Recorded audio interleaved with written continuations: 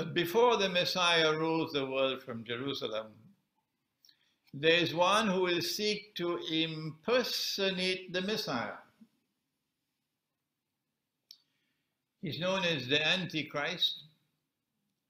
In Islam, he's known as Dajjal. I'm writing a book on Dajjal now, but some of you don't want me to finish this book.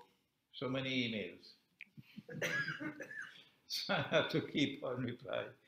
I regret I cannot respond while I'm writing my book. In order for him to successfully impersonate the Messiah, he has to rule the world. He has to rule the world. And he has to rule the world from Jerusalem. But the Messiah was not sent to the American people, nor was the Messiah sent to the Swiss. The Messiah was sent to the Israelite people, the Jews. And so they have to be convinced that you are the Messiah if you want to make a claim. In order for him to convince the Jews that he is the Messiah, and you've read Jerusalem in the Quran, you'll be familiar with this eschatological analysis. Number one, he has to liberate the Holy Land for the Jews. He couldn't do that so long as the world of Islam had a caliphate. So long as the world of Islam had Darul Islam, one consolidated mass, a mighty army. So in order for him to liberate the Holy Land, he has to get rid of the caliphate. He did it with exquisite design. Exquisite design. An institution which has been there in the world of Islam for 1400 years. How to get rid of it? It is part of the deen, the religion, how to get rid of the caliphate. And then get the Muslims to forget the caliphate. Of course, that's what television does. What he did was to create the Ottoman Empire, Dajjal. If you are a supporter of the Ottoman Empire and you cannot as yet read history, I suggest you go back and study your book. The Ottoman Empire was then empowered with a power that could not be matched by its enemies. No. Where did it get that power from? And then the Ottoman Empire expanded until it took Arabia and took Mecca and Medina, and then claimed the caliphate. And then took the caliphate out of the Arab world and carried it to the capital city of the Orthodox Christian world. There are many things that are strange that occurred in history. This one beats them all. To take the capital of the world of Islam and go and pack it up in the capital of the Orthodox Christian world, this one beats them all. And then when the Ottoman Empire collapsed, the caliphate collapsed with it. That was the grand design. In order for them to be able to liberate the Holy Land, they had to break up the world of Islam. And that's what happened with the First Great War. The First Great War, the First World War, from an eschatological perspective, achieved these objectives. It got rid of the caliphate, and it broke up the world of Islam into bits and pieces at mutual war with each other, antagonism with each other, and gave it a virus called nationalism. And this virus caused them to have rivalry with each other. Exquisite planning, incidentally. Exquisite planning. The First World War, therefore, allowed them, a British army, to conquer Jerusalem. And guess who the British had fighting with them in the British army? They had Arabs. They had, today it's called Pakistan. They had many Punjabis fighting in the army. Oh yes.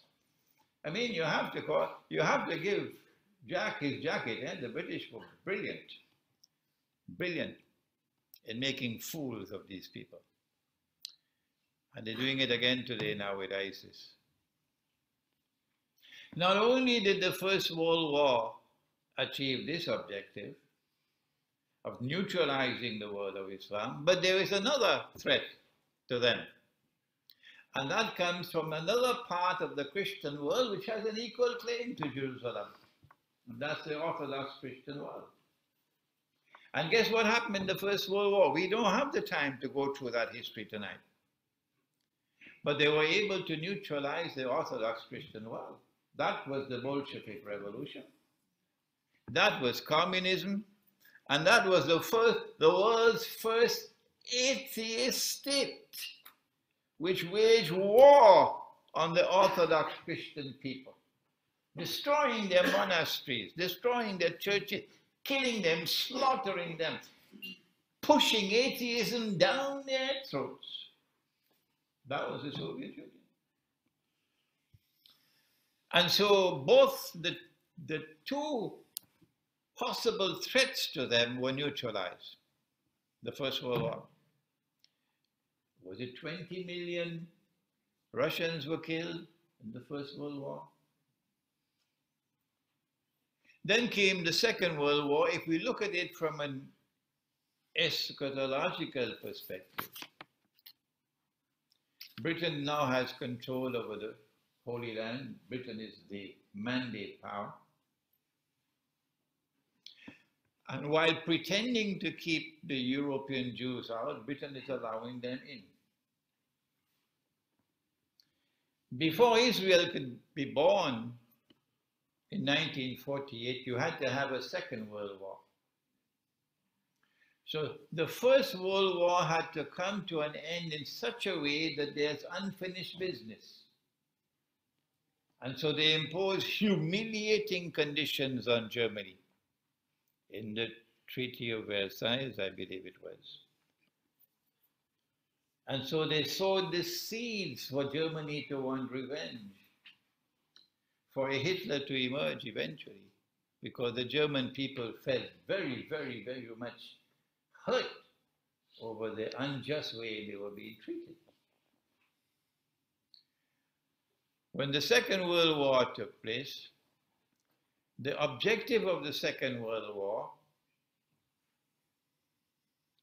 is, number one, to allow the State of Israel to come into being. But before the State of Israel comes into being, you must have a United Nations organization and a Security Council for world government to protect Israel. World government to protect that baby who's about to be born. You need the International Monetary Fund for the financial slavery that we now have.